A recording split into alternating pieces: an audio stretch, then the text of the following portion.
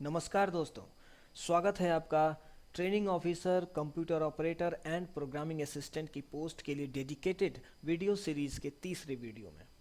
पिछले दो वीडियो में हमने बात की थी कि कंप्यूटर क्या है और कंप्यूटर क्या करता है, उसके कंपोनेंट्स क्या होते हैं और ऑपरेटिंग सिस्टम क्या होता है, कैसे कंप्यूटर वर्क करता है, इसको हमने समझा था। आज के वीडियो में हम बात करने वाले हैं कंप्यूटर के जनरेशन के बारे में। बेसिकली हम कंप्यूटर की हिस्ट्री की बात करेंगे, है ना।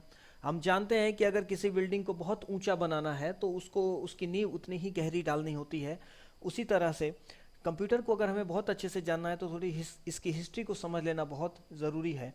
और उसके अलावा एक चीज़ और मैं आपसे कहना चाहूँगा कि जो आप जिस एग्ज़ाम को देने जा रहे हैं उस एग्ज़ाम में कंप्यूटर की हिस्ट्री से भी, कंप्यूटर की जनरेशन से भी डायरेक्ट क्वेश्चंस थे, मैंने देखे हैं। इसलिए मैं इस टॉपिक को लेकर आया हूँ और मैं समझता हूँ कि ये परफेक्ट टाइम है कि जब हम दो वीडियो को देख चुके हैं, कंप्यूटर के बारे में इतनी जानकारी हमें है कि अब हम हिस्ट्री को देख सकते हैं तो अच्छे से हमें समझ में आएगी। इसलिए मैं इस वीडियो में हिस्ट्री लेकर आया। कंप्यूटर की शुरुआत मानी जाती है एबकस नाम के एक डिवाइस से, एबकस, जो कि गिनती के लिए यूज की जाती थी और इसकी खोज लगभग 4000 साल पहले मानी जाती है, ईयर्स एगो। ठीक है। उसके बाद एबकस के बाद नेपियर्स बोन नाम का एक डिवाइस है, नेपियर्स बोन, जो कि इसका विकास माना जाता है 1600 के आसपास। ठीक है। नेपियर नाम के मैथमेटिशियन ने इसकी खोज की थी। उसके बाद पास्कल नाम के एक साइंटिस्ट ने पास्कलाइन नाम का एक डिवाइस बनाया जो कि ऑल्सो कैलकुलेशंस कर सकता था, मतलब नॉर्मल कैलकुलेशंस, छोटी मोटी गिनती, छोटे मोटे जोड़ ऐसे कर सकता था। इसकी खोज लगभग 1642 के आसपास हुई। इसके बाद लाइबनीज नाम के एक साइंटिस्ट ने लाइबनीज व्हील नाम के डिवाइस की खोज की, जो कि ऑल्सो मैथमेटिक्स कर सकता था और छोटे मोटे गणनाएं कर सकता था। इसकी खोज लगभग 1673 के आसपास हुई। उसके बाद बारी आती है कंप्यूटर के फादर कहे जाने वाले चार्ल्स बैबेज की। चार्ल्स बैबेज ने सबसे पहले एक मशीन बनाया जिसका नाम था डिफरेंस इंजन। डिफरेंस इंजन, और इसकी खोज की गई थी लगभग 1820 के आसपास। और ये जो डिफरेंस इंजन चार्ल्स बेबेज ने बनाया ये फेल कर गया था क्योंकि उस समय ये जिस कॉन्सेप्ट को लेकर उन्होंने बनाया था ये सक्सेसफुल नहीं रहा था। डिफरेंस इंजन बनाने के बाद चार्ल्स बेबेज ने फिर से एक डिवाइस बनाया जिसको कहा जाता है एनालिटिकल इंजन। एनालिटिक इंजन, इसकी खोज 1830 के आसपास हुई और इसी एनालिटिकल इंजन या एनालिटिक इंजन को पहला कंप्यूटर माना जाता है। यानी कि पहला कंप्यूटर तो नहीं मान सकते बट कंप्यूटर जैसा ही काम ये करता था और यहीं से आज के मॉडर्न कंप्यूटर का आइडिया निकला है। इसीलिए इसी कारण, इस एनालिटिकल इंजन के कारण, के नाम के कारण ही और इसके बनाने के कारण ही, इसके पीछे अपना माइंडसेट, अपना कॉन्सेप्ट लगाने के कारण ही चार्ल्स बैबेज को, चार्ल्स बैबेज, ये नाम आपको पता होना चाहिए, बैबेज, BAGE, चार्ल्स बैबेज को कंप्यूटर का फादर कहा जाता है। ये भी आप ध्यान में रखना। ठीक है। एनालिटिकल इंजन बनने के बाद ऐसा नहीं कि एनालिटिकल इंजन से ही कंप्यूटर बन गया, उसके बाद भी विकास होते रहे। चार्ल्स बेबेज के एनालिटिकल इंजन बनाने के बाद और भी मशीन्स बनते रहे, यानी कि चार्ल्स बेबेज के कॉन्सेप्ट में ही विकास होता रहा और भी दूसरे मशीन्स बनते रहे, जैसे टेबुलेटिंग मशीन 1890 में बना, टेबुलेटिंग मशीन जिसको कहते हैं। उसके बाद और भी डिफरेंशियल एनालाइजर नाम का एक मशीन बना। इसके बनने के बाद ऐसे ही विकास होता रहा धीरे धीरे और फिर 1937 के पास आते आते IBM नाम की कंपनी ने एक हार्वर्ड नाम के और कंपनी के साथ मिलकर एक मशीन बनाया जिसको हम कहते हैं मार्क 1। तो ये आप इसको बस ध्यान में रखना कि मार्क 1 को IBM ने बनाया था, IBM। ठीक है। चलिए, और इसी क्रम में आगे जाते जाते, मतलब इसी विकास को आगे करते करते 1945 में एक मशीन बना जिसको कहा जाता है एनियाक। इसका शॉर्ट फॉर्म है एनियाक। इसका फुल फॉर्म है electronic numerical integrator and calculator. Electronic numerical integrator and calculator, इससे क्वेश्चन आ सकता है। एनियाक, एनियाक को ही सबसे पहला जनरल पर्पस कंप्यूटर माना जाता है। जनरल पर्पस कंप्यूटर का मतलब आप समझ गए होंगे कि जो एक नॉर्मल इंसान के लाइफस्टाइल से रिलेटेड सारे काम कर पाए, मतलब एक नॉर्मल इंसान के ज़रूरत के सारे काम कर दे वो, ऐसे कंप्यूटर को कहते हैं जनरल पर्पस कंप्यूटर। तो ये विश्व का सबसे पहला जनरल पर्पस कंप्यूटर था जिसे एनियाक कहा जाता है। कंप्यूटर की विकास यात्रा बहुत लंबी है। बहुत पहले से कंप्यूटर को कंप्यूटर में विकास होता रहा है, तो हमने देखा कि कैसे एबेकस से लेकर और एनालिटिकल इंजन तक, चार्ल्स बेबेज के एनालिटिकल इंजन, फिर उसके बाद मार्क 1 तक हम पहुंचे, फिर एनियाक तक आए, और फिर आज हमारा लैपटॉप और मोबाइल तक हम पहुंच पाए हैं। ये सब कंप्यूटर का विकास ही है। तो अब हम हिस्ट्री की हम एक झलक देख चुके हैं। अब हम बात करते हैं कंप्यूटर के जनरेशन की। कंप्यूटर के जनरेशन को में हम जाएं उससे पहले हम थोड़ी दो चीज़ों को समझ लेते हैं। पहला, जब मैं अभी कंप्यूटर की थोड़ी आपको ब्रीफ हिस्ट्री दे रहा था, तो मैंने 2-3 जगह ये बात बोला कि ये कुछ डिवाइसेस जो कि हमने अर्ली एजेस के कंप्यूटिंग डिवाइसेस की बात की, उसमें मैंने कहा था कि ये मैकेनिकल डिवाइसेस थे। क्या मीनिंग था मेरा मैकेनिकल कहने से, ये आप थोड़ा सा यहाँ पे समझ लीजिए। मैकेनिकल कहने से मेरा मीनिंग ये था कि उन मशीन्स को चलाने के लिए मनुष्य यानी कि किसी इंसान की जरूरत पड़ती थी। कोई इंसान को कोई हैंडल घुमाना पड़ता था या कोई बटन दबाना, बटन मीन्स कि कोई स्विच था, कुछ तरीके का कोई बटन था जिसको प्रेस करना पड़ता था, या कोई गियर था जिसको घुमाना पड़ता था। इस तरीके के कुछ काम करने पड़ते थे। जैसे हम साइकिल चलाते हैं तो पाँव से हमें पैडल को मारना पड़ता है तभी वो साइकिल आगे बढ़ती है। उस तरीके से कुछ ना कुछ करना, मैकेनिकल एनर्जी यूज करनी पड़ती थी। इस कारण हमने उन डिवाइसेस को कहा मैकेनिकल डिवाइसेस। ठीक है, अर्ली एजेस के जो कंप्यूटर्स थे वो मैकेनिकल थे, वो पूरी तरीके से उनको कुछ घुमाना या कुछ ऐसे बेल्ट वेल्ट की मदद से रोटेट करना पड़ता था, उसे हम इसलिए हम उन डिवाइसेस को कहते थे मैकेनिकल। लेकिन बाद में इलेक्ट्रिसिटी के विकास से हमारे जो मशीन थे वो मैकेनिकल से किस में कन्वर्ट हो गए, इलेक्ट्रॉनिक होने लगे। तो पहले पूरी तरह मैकेनिकल से इलेक्ट्रोमैकेनिकल होने लगे, यानी कि थोड़ा इलेक्ट्रिसिटी भी थोड़ा मैकेनिकल भी। फिर धीरे धीरे मैकेनिकल पार्ट पूरा हट गया और फिर पूरी तरीके से इलेक्ट्रॉनिक मशीन्स बनने लगे। और आज के वर्ल्ड में हमें मालूम है कि आज का जो टाइम है उसमें पूरी तरीके से इलेक्ट्रॉनिक मशीन्स हमारे पास आ रही हैं। अब ये जो इलेक्ट्रॉनिक का विकास है, इससे कंप्यूटर के विकास का बहुत ज़्यादा लेना देना रहा है। तो थोड़ा सा हम इलेक्ट्रॉनिक के विकास के बारे में बात कर लेते हैं। शुरू में क्या होता था कि जब इलेक्ट्रॉनिक का विकास हुआ तो शुरू में इसमें खास तरीके का डिवाइस किया जाता था, यूज किया जाता था इलेक्ट्रॉनिक में, उसे कहते थे वाल्व। वाल्व क्या होता था, इस तरीके का डिवाइस होता था, इस तरीके का, इसके अंदर इससे बाहर से बहुत टर्मिनल लगे होते थे और इसके अंदर फिलामेंट होता था।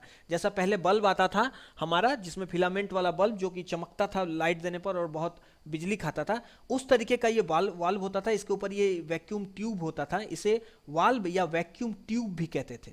वैक्यूम ट्यूब भी इसको कहते थे। ये क्या करता था, बहुत ज्यादा बिजली लेता था और जब ये हीट होता था, यहां से इसका फिलामेंट जलता था तो यहां से इलेक्ट्रॉन्स का आना जाना हम कंट्रोल कर सकते थे। इस तरह इन वाल्व्स या वैक्यूम ट्यूब्स का प्रयोग करके हमने इलेक्ट्रॉनिक सर्किट्स बनाए शुरू के दिनों में, जब इलेक्ट्रॉनिक अपने अर्ली एजेस में था। लेकिन बाद में 1947 में ट्रांजिस्टर की खोज हुई। ट्रांजिस्टर की खोज ने पूरी इलेक्ट्रॉनिक वर्ल्ड को एकदम से एक नया उसमें क्रांति सी ला दी। और ट्रांजिस्टर की खोज से ये वाल्व पूरी तरीके से रिप्लेस कर दिए गए ट्रांजिस्टर से। और ट्रांजिस्टर क्या होता था, ट्रांजिस्टर इसके जितना इससे बहुत कम बिजली खाता था, बिजली यूज करता था। उसके अलावा ट्रांजिस्टर ये जो वाल्व्स थे, वैक्यूम ट्यूब्स थे, अगर इनको थोड़ा भी धक्का लग जाए तो इनके कांच टूट जाते थे। जैसे बल्ब को अगर हम थोड़ा सा जोर से कहीं रख दें तो भी टूट जाता है, वो पुराने वाले बल्ब की मैं बात कर रहा हूं। उसी तरीके से बल्ब भी बहुत फ्रेजाइल थे, अगर इनको सावधानी से नहीं रखा गया तो टूट भी सकते थे, हिलने से भी टूट जाते थे ये। तो इनको रख रखाव की बहुत प्रॉब्लम होती थी। और ट्रांजिस्टर में ऐसा कुछ नहीं था, ट्रांजिस्टर एकदम कॉम्पैक्ट था, इसको झटकों से कोई ज़्यादा प्रभाव पड़ता नहीं था और ये बहुत ही कम बिजली खाता था, बहुत फास्ट था ये। तो ट्रांजिस्टर की खोज ने ये वैक्यूम ट्यूब्स को रिप्लेस किया। और जब वाल्व की प्रयोग हुई तो कंप्यूटर बहुत बड़े होते थे। क्यों? क्योंकि वाल्व सर्किट में बहुत जगह लेते थे, बड़े बड़े सर्किट बनते थे, क्योंकि इनको एरिया होना चाहिए था, क्योंकि ये हीट जनरेट कर रहे हैं बहुत। और इनके आसपास कोई दूसरा पार्ट न लगा रहे सर्किट में ताकि आपस में टकराए नहीं, इन सब का ध्यान रखने के कारण बहुत बड़े बड़े सर्किट बनते थे। तो शुरू के जो सर्किट्स थे वो बहुत बड़े थे, लेकिन ट्रांजिस्टर ने सर्किट्स को बहुत छोटा कर दिया। चलिए, ट्रांजिस्टर के बाद क्या हुआ कि एक और नया विकास हुआ इलेक्ट्रॉनिक वर्ल्ड में, जिसे हम कहते हैं आईसी, इंटीग्रेटेड सर्किट्स।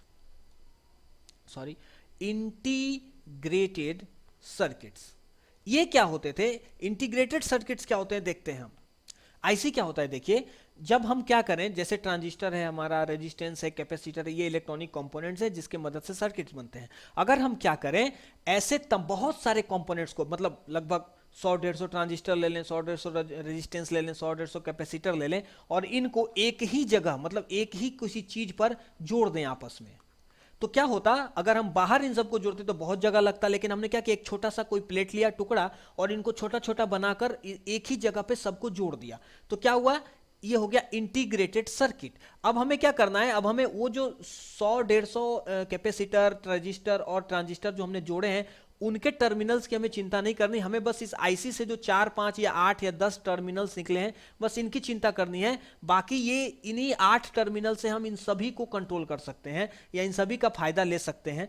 तो ऐसे सर्किट्स को या इस तरीके के डिजाइन्स को हमने कहा इंटीग्रेटेड सर्किट। देखिए इससे फायदा क्या हुआ, इससे फायदा ये हुआ कि अगर हम मान लीजिए 100 ट्रांजिस्टर, 100 कैपेसिटर, 100 रेजिस्टेंस आईसी में जोड़े हुए हैं, अगर हम इसे नॉर्मली उतार कर नॉर्मल सर्किट पे लगाएंगे तो इन 100, 300 को लगाने में हमें बहुत जगह की जरूरत पड़ेगी, बहुत सारे हमें टाँके लगाने पड़ेंगे, मतलब वो सोल्डरिंग करनी पड़ेगी, बहुत झमेला होगा। लेकिन अगर हम इनको एक इंटीग्रेटेड सर्किट्स में जोड़ दें तो हमें केवल ये 8 पिन को जोड़ना है, और दूसरी बात ये बहुत कम जगह लेगा, बहुत ही कम, मतलब 100 गुना 200 गुना जगह कम लेता है ये आईसी। तो आईसी की खोज ने एक दूसरी क्रांति लाई इलेक्ट्रॉनिक के वर्ल्ड में, और फिर ट्रांजिस्टर्स और इस तरीके के बहुत सारे डिवाइसेस आईसीज में पैक होने लगे। एक आईसी लाए, ये काम करता है, दूसरा आईसी लीजिए, ये काम करेगा। क्यों? क्योंकि इसमें बहुत सारे डिवाइसेस बनाकर वो पर्टिकुलर काम के लिए बना दिया गया आईसी। तो आईसी से कंप्यूटर और छोटा होने लगा, कंप्यूटर का साइज और छोटा होने लगा, ये और फास्ट होने लगा, ठीक है। अब आईसी जो बनता था, हमने देखा कि किसी एक वेफर पर हमने बहुत सारे डिवाइसेस को प्रिंट आउट कर, मतलब फैब्रिक कर दिया, फैब्रिकेशन इसको कहते हैं। अब आईसी के भी टेक्नोलॉजी में नए क्रांति आई। जैसे शुरू में आईसी के टेक्नोलॉजी थी एलएसआई, लार्ज स्केल इंटीग्रेशन। देखिए ये इससे जो लार्ज स्केल इंटीग्रेशन है, ये जो मैं अभी बता रहा हूं, इससे डायरेक्ट क्वेश्चन पूछा गया है, हम क्वेश्चन भी देखेंगे। लार्ज स्केल इंटीग्रेशन का मतलब होता है कि जब हम लार्ज अमाउंट में, मतलब 10,000, 20,000 ऐसे ट्रांजिस्टर्स या इक्विपमेंट्स या कंपोनेंट्स को हम एक चिप पर इंटीग्रेट कर दें, तो ऐसे इंटीग्रेशन को हम कहते हैं लार्ज स्केल इंटीग्रेशन।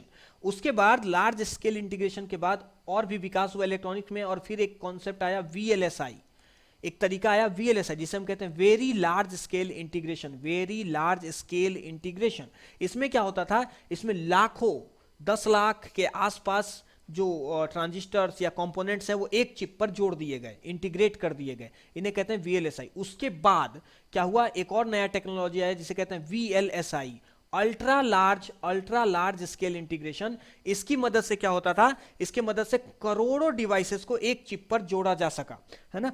तो एलएसआई, फिर वीएलएसआई, फिर एएलएस, फिर यूएलएसआई, इनकी मदद से ही हमारे कंप्यूटर छोटे होते गए। और आप देखेंगे कि एक मदरबोर्ड पर सभी डिवाइसेस इंटीग्रेट कर दिए जाते हैं, किसका यूज करके, यूएलएसआई का यूज करके। और पिछले एग्जाम्स में वीएलएसआई का एक फुल फॉर्म एक जगह पूछा गया था, और पूछा गया था कि इसका फुल फॉर्म क्या है, तो आप याद रखिएगा इन सब का फुल फॉर्म होता है एलएसआई का लार्ज स्केल इंटीग्रेशन, वीएलएसआई का very large scale integration, ULSI का अल्ट्रा लार्ज स्केल इंटीग्रेशन। और ये सब कहाँ काम करते, ये सब टेक्निक हैं इंटीग्रेटेड सर्किट्स बनाने के, और ये कुछ नहीं करते, ये बस इन सब का नाम केवल ये बताता है कि कितने ज्यादा कंपोनेंट्स एक आईसी में लगे हुए हैं, बस, और कुछ नहीं, ठीक है। इतना समझने के बाद अब हम देखते हैं कंप्यूटर के जनरेशन्स को।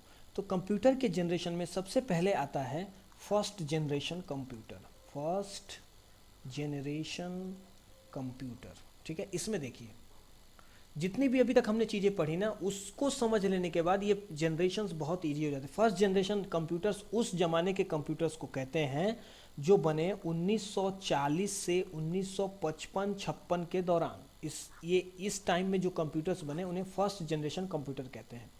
अब देखिए फर्स्ट जनरेशन कंप्यूटर्स की खासियत क्या है, इनमें यूज हुआ था वैक्यूम ट्यूब्स, याद होगा आपको, वैक्यूम ट्यूब्स का प्रयोग हमने इसमें किया। वैक्यूम ट्यूब्स के प्रयोग के कारण क्या हुआ, क्योंकि वो बहुत ज़्यादा इलेक्ट्रिसिटी यूज़ करते थे और बहुत बड़े बड़े होते थे, बहुत बड़े बड़े मतलब एक एक रूम के साइज के आकार होता था फर्स्ट जनरेशन कंप्यूटर्स का। बहुत स्लोअर होते थे, क्योंकि वैक्यूम ट्यूब जो है एक स्लोअर डिवाइस थी, बहुत स्लोअर होते थे, बहुत हीट जनरेट होता था, और बहुत ही इलेक्ट्रिसिटी का वेस्टेज, यानी कि बहुत ज़्यादा कंज्यूमशन इलेक्ट्रिसिटी का होता था। दूसरी बात फर्स्ट जनरेशन कंप्यूटर्स की ये है कि इस समय मेनली सबसे मतलब mainly means 100% batch operating system का प्रयोग होता था। बैच ऑपरेटिंग सिस्टम क्या है आपको मालूम है, एक तरह का ही काम वो करता है, बैच ऑपरेटिंग सिस्टम का प्रयोग होता था। और इस समय मशीन लैंग्वेज का प्रयोग किया जाता था, मशीन लैंग्वेज। ये जो मैं मशीन लैंग्वेज वर्ड बोल रहा हूं, हम इसके बाद जो नेक्स्ट जो लेसन बनाएंगे उसमें हम इन लैंग्वेजेस की बात करेंगे, वहां पर आपको बहुत अच्छे से समझ में आ जाएगी कि मशीन लैंग्वेज क्या होता है। बट अभी फिलहाल के लिए आप इतना समझिए कि फर्स्ट जनरेशन कंप्यूटर्स में मशीन लैंग्वेज का प्रयोग किया जाता था। और फर्स्ट जनरेशन के कंप्यूटर के एग्जाम्पल में एनियाक इसका एक एग्जाम्पल है, एनियाक, ठीक है। और भी हैं एवाक और ये सब, आपके पास अगर कोई बुक है तो उसमें आप फर्स्ट जनरेशन कंप्यूटर्स के नाम देख सकते हैं। आप 2-3 का नाम जरूर याद रखना, ये पूछा जा सकता है। यहाँ पे मैं उसकी चर्चा नहीं कर रहा हूँ क्योंकि वो बड़ा हो जाएगा फिर वीडियो। अब हम बात करते हैं सेकेंड जनरेशन की। दूसरा जो जनरेशन है कंप्यूटर का उसे सेकेंड जनरेशन कंप्यूटर कहते हैं, सेकेंड जनरेशन कंप्यूटर। इसमें क्या होता है, इसका पहले एरिया यानी कि इसका पहले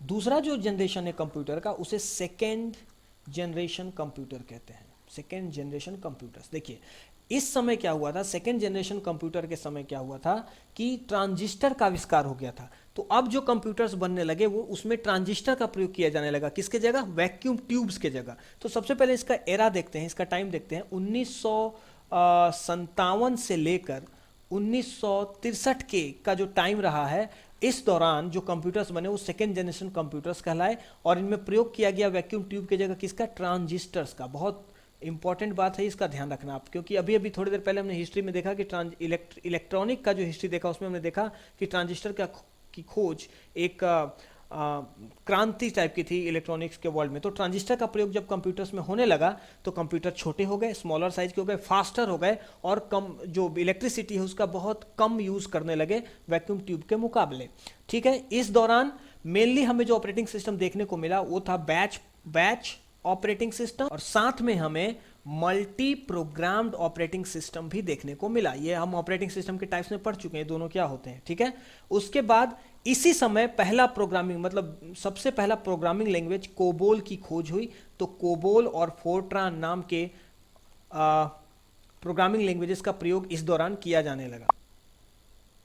इसके अलावा हमने असेंबली लैंग्वेज का भी प्रयोग किया, असेंबली लैंग्वेज। तो अभी आप कंफ्यूज मत होइएगा या अभी आप ऐसे दिमाग में मत बात लाइएगा कि कोबोल, फोर्ट्रान, असेंबली और ये प्रोग्रामिंग लैंग्वेज क्या है। हम इसको नेक्स्ट वीडियो में कवर करने वाले हैं तो आपको पूरी तरह समझ में आ जाएगा, ठीक है।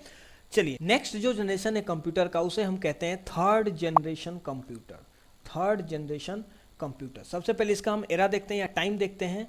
तो इसका टाइम होता है 1963 से लेकर 1971। इस दौरान जो कंप्यूटर्स बने इन्हें थर्ड जनरेशन कंप्यूटर कहते हैं। और इसमें किसका प्रयोग किया गया, इसमें आईसी का प्रयोग किया गया। आईसी आपको याद होगा, हमने देखा था कि जब ट्रांजिस्टर की खोज हो गई उसके बाद बहुत सारे ट्रांजिस्टर को एक ही चिप पर फैब्रिकेट कर देने का, इंटीग्रेट करके हमने छोटे छोटे आईसीज बनाए जो एक ही जगह पे बहुत सारे ट्रांजिस्टर को ऐड किया जा सकता था जिसमें। और इनकी खोज से कंप्यूटर और कॉम्पैक्ट हो गया, कॉम्पैक्ट का मतलब होता है और छोटा हो गया, उसकी साइज छोटी हो गई और वो और फास्टर हो गया, ठीक है। और लेस एनर्जी यूज करने लगा और उसके दाम में भी कमी आई, क्योंकि अब ट्रांजिस्टर एक ही चिप पर बहुत सारे ट्रांजिस्टर लगाए जा सकते हैं तो दाम में भी कमी आ गई। ये आईसी का यूज होने लगा कब, थर्ड जनरेशन कंप्यूटर्स में। उसके अलावा इस दौरान थर्ड जनरेशन कंप्यूटर्स में जो ऑपरेटिंग सिस्टम यूज हुए उसमें मेन थे मल्टी प्रोग्राम्ड ऑपरेटिंग सिस्टम और टाइम शेयरिंग ऑपरेटिंग सिस्टम, इनका प्रयोग किया गया। टाइम शेयरिंग ऑपरेटिंग सिस्टम्स का प्रयोग किया गया किसमें, थर्ड जनरेशन कंप्यूटर्स में। और इसके अलावा इस दौरान रियल टाइम ऑपरेटिंग सिस्टम्स का भी प्रयोग शुरू हो गया था। रियल टाइम ऑपरेटिंग सिस्टम, हमने इस सारे ऑपरेटिंग सिस्टम के टाइप्स पढ़े हैं तो आपको समझ में आ रहा होगा। रियल टाइम ऑपरेटिंग सिस्टम का भी प्रयोग होने लगा था थर्ड जनरेशन के कंप्यूटर में, ठीक है। आई थिंक अब आपको समझ में आया होगा। इस समय और भी एडवांस प्रोग्रामिंग लैंग्वेजेस की खोज हो गई थी, बनने लगे थे, ठीक है। अब हम बात प्रोग्रामिंग लैंग्वेज की हम अलग से वीडियो में हम डिटेल में देख लेंगे जनरेशन के अनुसार, भी अभी उसके लिए चिंता करने की जरूरत नहीं है। इसके बाद आता है fourth generation computer, fourth generation computer. इसका जो टाइम है वो है 1971 से 1980 के बीच। इस दौरान जो कंप्यूटर्स बने उन्हें हम फोर्थ जनरेशन कंप्यूटर कहते हैं। और इसमें आईसी का प्रयोग हुआ, लेकिन आईसी में वीएलएसआई टेक्नोलॉजी का प्रयोग किया गया। वीएलएसआई आपको याद होगा, इसका फुल फॉर्म है very large, LARGE, large scale integration. ये हमने अभी डिटेल में देखा था तो आपको पता होगा इसमें क्या हुआ, इसमें एक आईसी पर और भी ज़्यादा 10,000 1 लाख के आसपास हमने 1 लाख के आसपास हमने क्या ट्रांजिस्टर्स को एक ही साथ एक ही चिप पर फैब्रिकेट कर दिया, जिससे क्या हो गया कंप्यूटर का साइज और छोटा हो गया, ये घरों तक पहुंचने लगा, है ना। घर में मतलब हमारे पीसी के रूप में हमारे घर तक पहुंचने लगा, क्योंकि अब इसका साइज छोटा हो गया, ये फास्टर हो गया। उसके बाद ये लेस एनर्जी यूज करता था, मीन्स की पावर का कंजम्पशन बहुत कम होता था। ये 4th जनरेशन कंप्यूटर्स की खासियत थे। और इस समय पैरेलल प्रोसेसिंग ऑपरेटिंग सिस्टम का भी प्रयोग होने लगा था। पैरेलल प्रोसेसिंग ऑपरेटिंग सिस्टम हमने ये पढ़ा है, ओएस, ठीक है। रियल टाइम ऑपरेटिंग सिस्टम का भी प्रयोग हो रहा था इस समय, रियल टाइम ऑपरेटिंग सिस्टम, ठीक है। टाइम शेयरिंग ऑपरेटिंग, ये सारे जितने मल्टीटास्किंग जितने भी ऑपरेटिंग सिस्टम थे इस समय प्रयोग होने लगे थे 4th जनरेशन कंप्यूटर में। इस समय एक लैंग्वेज जो है, इस समय की महत्वपूर्ण जो लैंग्वेज है वो है जावा, ठीक है। जावा इस समय प्रयोग व्यापक रूप से होने लगा था। तो ये था 4th जनरेशन कंप्यूटर। नेक्स्ट हमारा जनरेशन है 5th generation computer. 5th generation computers ये क्या होते हैं, इसका टाइम देखिए 1980 से लेकर अब तक, मतलब ये इसका एंड पॉइंट नहीं है, अभी तक, अभी ये 5th जनरेशन का ही एरा चल रहा है। 1980 के बाद के जितने कंप्यूटर्स बने वो 5th जनरेशन कंप्यूटर कहलाए। इनकी खासियत क्या थी, इनकी खासियत ये थी कि इनमें जो आईसी को बनाने की जो यूएलएसआई टेक्निक है उसका प्रयोग होने लगा। इट मींस इसका फुल फॉर्म क्या है, ultra large scale integration. Ultra large scale integration मतलब इसमें अब 10 लाख करोड़ के आसपास ट्रांजिस्टर्स और दूसरे इलेक्ट्रॉनिक इक्विपमेंट्स एक ही चिप पर फैब्रिकेट किए जाने लगे, जिससे क्या होगा कंप्यूटर और कॉम्पैक्ट हो गया और हमारे सामने लैपटॉप्स आ गए, मोबाइल्स आ गए, जिसमें कि कंप्यूटर एकदम छोटा, एकदम पतला, थिन बनने लगा। और लैपटॉप्स के फॉर्म में कंप्यूटर को हम पोर्टेबल करने लगे, हम लेकर कहीं भी घूम सकते थे। तो 5th जनरेशन कंप्यूटर में ही हमारा लैपटॉप का विकास हुआ, हमारे आईपैड्स, ये सारे चीज़ों का विकास हुआ। और इसके अलावा इस समय सारे के सारे ऑपरेटिंग सिस्टम प्रयोग किए जाने लगे, सभी ऑपरेटिंग सिस्टम प्रयोग किए जाने लगे। और इस समय एक नया विकास हुआ एआई का, कंप्यूटर के वर्ल्ड में एक नया विकास हुआ 5th जनरेशन कंप्यूटर में, आर्टिफिशियल इंटेलिजेंस। यानी कि 5th जनरेशन के कंप्यूटर्स में आर्टिफिशियल इंटेलिजेंस का भी विकास हो गया था। अब कंप्यूटर्स खुद से भी डिसीजन ले सकते थे। तो ये ले सकते थे मीन्स ले सकते हैं। और आपको मालूम है कि अभी एआई पर बहुत बड़े काम हो रहे हैं, अभी कुछ मूवीज भी बनी एआई को लेकर, रोबोट्स और ये सारी चीजें सब 5th जनरेशन की चीजें हैं। तो आई होप कि आपको जनरेशन समझ में आए होंगे। बस एक चीज आप गौर करना और ध्यान में रखना कि कंप्यूटर के जनरेशन का डायरेक्ट रिलेशन है इलेक्ट्रॉनिक के विकास से। इलेक्ट्रॉनिक जैसे जैसे विकास करता गया वैसे वैसे कंप्यूटर भी अपना विकास करता गया। जाहिर सी बात है कि केवल इलेक्ट्रॉनिक के विकास से कंप्यूटर का विकास नहीं हुआ। कंप्यूटर के जो साइंटिस्ट हैं जिन्होंने नए प्रोग्रामिंग लैंग्वेजेस बनाए, न्यू तरीके से लॉजिक और थिंकिंग बनाई, वो बिल्कुल वो भी है। लेकिन इलेक्ट्रॉनिक्स के विकास ने कंप्यूटर के विकास में एक बहुत बड़ा योगदान दिया। कंप्यूटर को छोटा बनाने में, कॉम्पैक्ट बनाने में और बहुत ही ज़्यादा पोर्टेबल, यूजफुल बनाने में इलेक्ट्रॉनिक्स का बहुत बड़ा योगदान है। तो आई होप कि आपको ये बात समझ में आई होगी। नेक्स्ट के वीडियो में हम बात करेंगे प्रोग्रामिंग लैंग्वेजेस की, क्योंकि अब से जब हम आगे बढ़ेंगे जो चीज़ें हम देखने वाले हैं उसको देखने से पहले प्रोग्रामिंग लैंग्वेज के बारे में एक ओवरऑल जानकारी होना आपको बहुत आवश्यक है। तो हमारा नेक्स्ट वीडियो होगा प्रोग्रामिंग लैंग्वेज पे। तब तक के लिए धन्यवाद। और आपसे एक रिक्वेस्ट है कि लाइक, शेयर और चैनल को सब्सक्राइब करना मत भूलिएगा। Good bye.